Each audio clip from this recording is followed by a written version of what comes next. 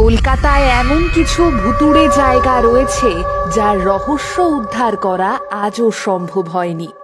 সেই সব স্থানে গেলে নাকি অনুভব করা যায়, সাক্ষাৎ দেখতেও পাওয়া যায় অশরীরী।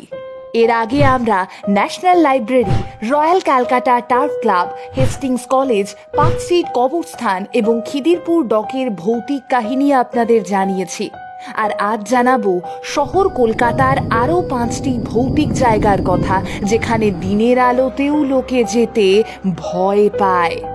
চলুন তবে শনিবারের এই মধ্যরাতে চারিদিকে নিস্তব্ধতা রেখে যেখানে তেনাদের বাস, সেখান থেকেই আপনাদের নিয়ে ঘুরে আসি আকাশবাণী ভবন বা গার্স্টিন প্লেস। কলকাতার পুরনো বাড়িগুলোর মধ্যে একটি হলো এই আকাশবাণী ভবন। আকাশবাণীর পুরনো বিল্ডিং মানে এই গার্স্টিন প্লেসে নাকি রাত নামলেই নানান রকম অশরীরী আত্মাদের উপস্থিতি টের পাওয়া যায়। এখানে কাজ করা কর্মীরা নাকি মাঝে মধ্যেই অনুভব করেন কিছু অলৌকিক ঘটনা। কখনো কাজের মাঝে হঠাৎই অনুভব করেন ঠিক পেছনেই হয়তো কেউ দাঁড়িয়ে রয়েছে। আবার মাঝে মধ্যেই অনেকে বুঝতে পারেন সে ছাড়াও রেকর্ডিং রুমে আরও একজন কেউ দাঁড়িয়ে বা বসে রয়েছে। শোনা যায় বহু অতিথিরাও নাকি টের পেয়েছেন ভূতেদের উপস্থিতি। লম্বা করিডর, অনেক স্টুডিও এবং ব্রিটিশ কাঠামো মিলিয়ে পুরো বিল্ডিংটাই রহস্যে মোড়া। একটা সময় সাহেবদের ঘাঁটি ছিল এটি। শোনা যায় আকাশবাণী ভবন জুড়ে নাকি সাহেবদের আত্মাই আজও ঘুরে বেড়ায়। রাত গভীর হলে নাকি ভেসে আসে সুরেলা আওয়াজ। ভবনের বিভিন্ন স্টুডিও থেকে ভেসে আসে যান্ত্রিক সুর।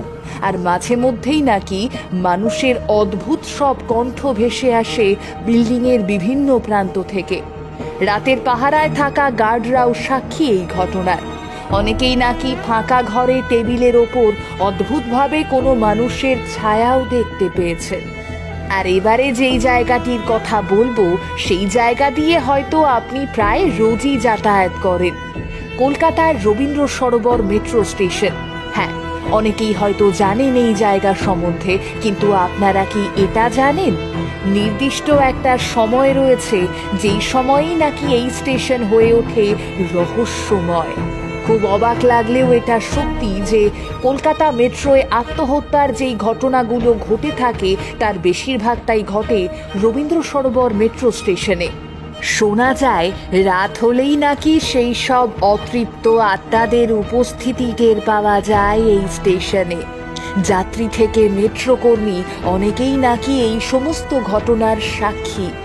রাত শেষের মেট্রোতেই নাকি ঘটে থাকে এই সমস্ত অলৌকিক ঘটনা। শেষ মেট্রোতে অনেকেই নাকি এমন অনেক অস্বাভাবিক ঘটনার সাক্ষী থেকেছে। কখনো শেষ মেট্রোর অপেক্ষা করতে থাকা যাত্রী পাশে অন্য কারো উপস্থিতি টের পেয়েছেন। আবার কখনো শেষ মেট্রোর ফাঁকা বগিতেও এমনই কোনো আত্মা বা অশরীরীর উপস্থিতি টের পেয়েছেন অনেকেই। তাই আজও অনেকেই রাতের শেষ মেট্রো এড়িয়েই চলেন। আবার অনেকে তো বেশি রাত হলে রবীন্দ্র সরোবর মেট্রো স্টেশনে একা যেতেও ভয় পান।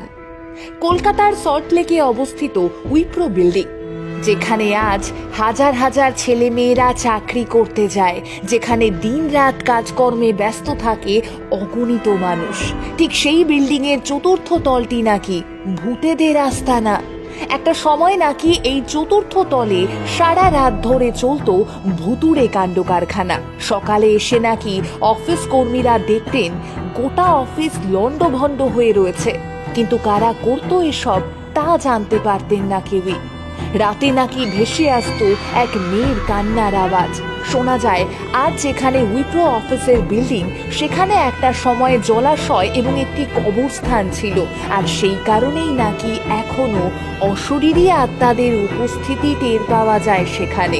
যদিও এই ঘটনা আজ তুড়ি মেরেই উড়িয়ে দেন বহু মানুষ। আপনার কি মনে হয়?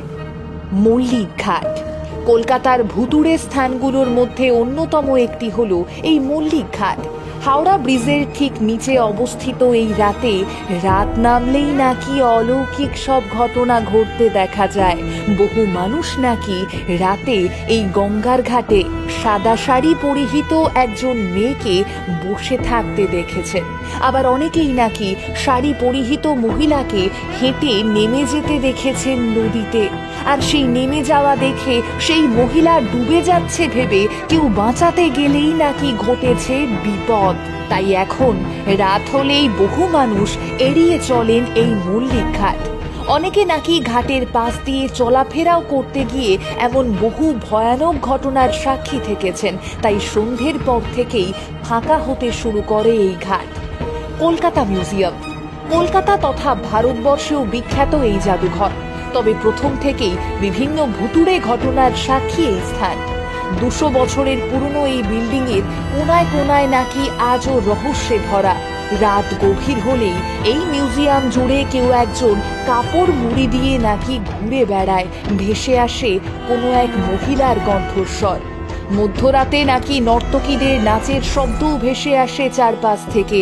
আর মিউজিয়াম নিয়ে লেখা এই সমস্ত তথ্যও নাকি মিউজিয়ামেই সংগ্রহ করা রয়েছে। আপনাদের কেমন লাগলো দ্য বং আনটোল্ডের সঙ্গে কলকাতার আরও 5টি ভৌতিক এলাকা ঘুরে এসে অবশ্যই জানাবেন কমেন্ট করে। তবে ভিডিও শেষ হওয়ার আগে কিছু কথা।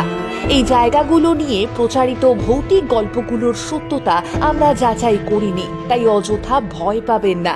ভুতুড়ে জায়গা বলে আদতে কিছু হয় না, কারণ আসলেই ভূত তো সব জায়গাতেই বিরাজমান, তাই না? আর আপনি এখন যেখানে আছেন সেখানে আপনি ছাড়া আর কেউ নেই, এটা তো ভেবে নেওয়াই যায় না।